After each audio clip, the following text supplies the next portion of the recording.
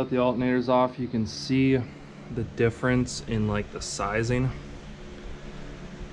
The main thing about this alternator being an upgrade, this is actually a factory replacement on the 95 Mustang GTs. The 94 and 95 GTs were the updated body style, the SN95, but they still had the 5-liter V8. So these ones, at least on the 95, have the same mounting style, but they have they're 130 amps. You can get upgraded 200 amps, but that's pretty excessive for just a stock Fox body. These alternators that are factory, and I'm pretty sure this is the factory alternator, it's a Motorcraft one, it's had a good 30 years, but this one is like 15 amps at idle and 75 max or 70 max, something like that. This is 75 at idle and 130 max. So this is already at idle like what this will put out maximum. You know, these cars have fuel injection. The stock alternators are just not cut out. This isn't really gonna make the car any faster, but it's a huge like drivability upgrade and just, you know, modernizes the car.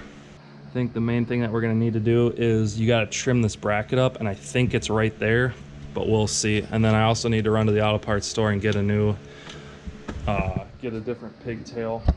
Boys and girls, it's a new day. I got the water pump off. I got the old crusty one off. Everything's off basically at this point. What I wanted to show you guys, it might be hard to see, but all in the front of the cylinder head here, and then also down in there. I don't know if you can see that. Here, let me grab some kind of a light. But it looks like the timing cover is leaking. That could be residual oil from the valve cover gaskets, because I did replace the valve cover gaskets like 1 or 2 summers ago.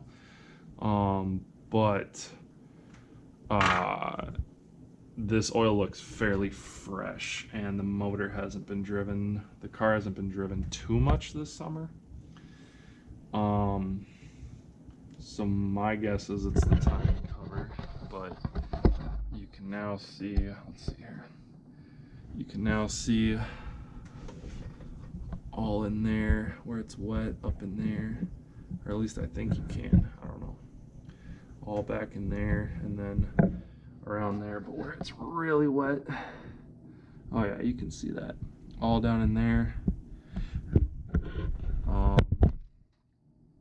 It's a little residual wet right there from like down there from the water pump, but like up in there. And then also you can see where it's like all greasy on the top of the alternator bracket. So I feel like this is timing cover. Ideally, I would be pulling the timing cover off right now and doing the timing chain, because I've never done it.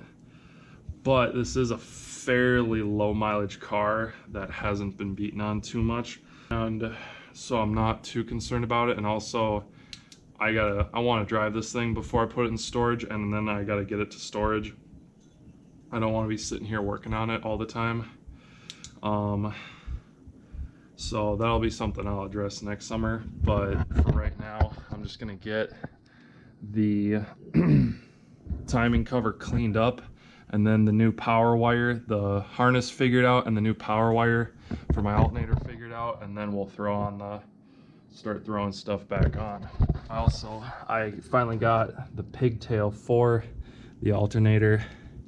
So this is just off a stock pigtail off a 95 Mustang GT, same with the alternator. Quick little tip, if you have something like a water pump where you have a bunch of bolts on, what I do is I take a piece of cardboard, and the way you keep track of those bolts is you take a piece of cardboard and you make a very rudimentary diagram, and then you stick the bolts in the cardboard, and then that way it's all in order. So that way when you go to put everything back together, it's all like held there for you. So there's no wondering, you know, what length bolt goes where. Pretty simple. And then when it comes to assembling the water pump, the kit came with red Loctite, but I'm not going to use that. I'm just going to wrap the threads in Teflon. You actually have to install the little water necks. It's got the lower water neck, and then it's got the lower one, and then it's got these two upper ones.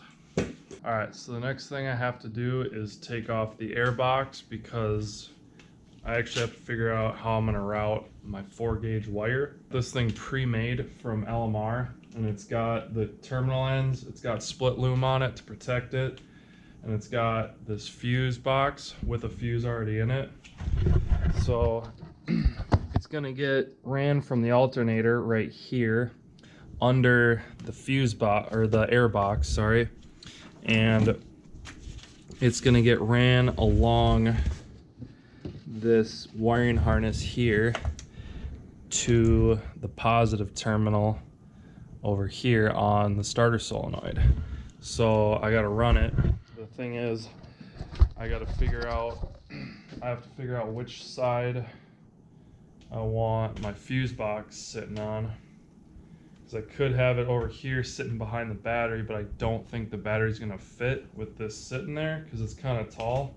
But I think the one area I might be able to put it is right down here on this inner fender apron part behind the air box. So I'm gonna get the air box out, and then I'm gonna go from there and see where I want to put it.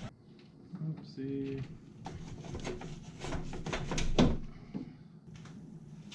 Actually, I just realized it's gonna have to go this way that I just told you guys about, because the ring terminals are not the same size. This clearly belongs on the starter solenoid, and this end with the fuse box closer to it clearly belongs on the alternator. I didn't realize that, but that works out. All right, so quick little tip for you guys for doing electrical terminations like this. I got my alternator plug here, and I have these crimp connectors, and these are what they call weatherproof ones you can buy from the auto parts store, and they have this heat shrink on them. The insulation is actually like heat shrink, and so what you do is you take your dielectric grease, and before you drop your cap, you put a little bit, you just put a little dab of dielectric grease in the connection, and then what you do is you take your wire and stick it in the connection, take your crimpers, and you crimp the connection.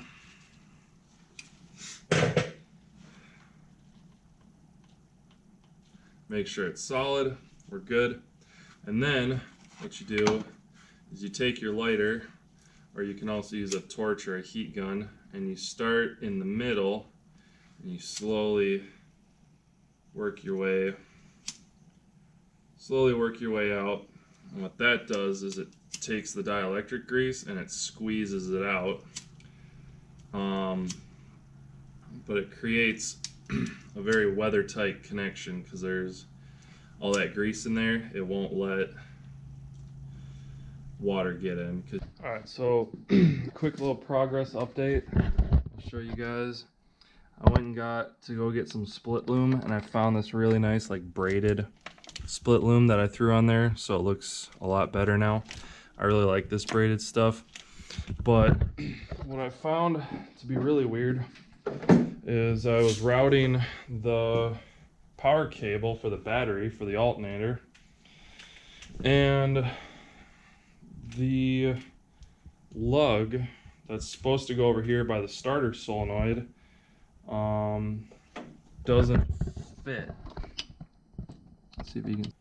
I'm pretty sure, at least I'm positive this, no pun intended, that this cable was designed for this car.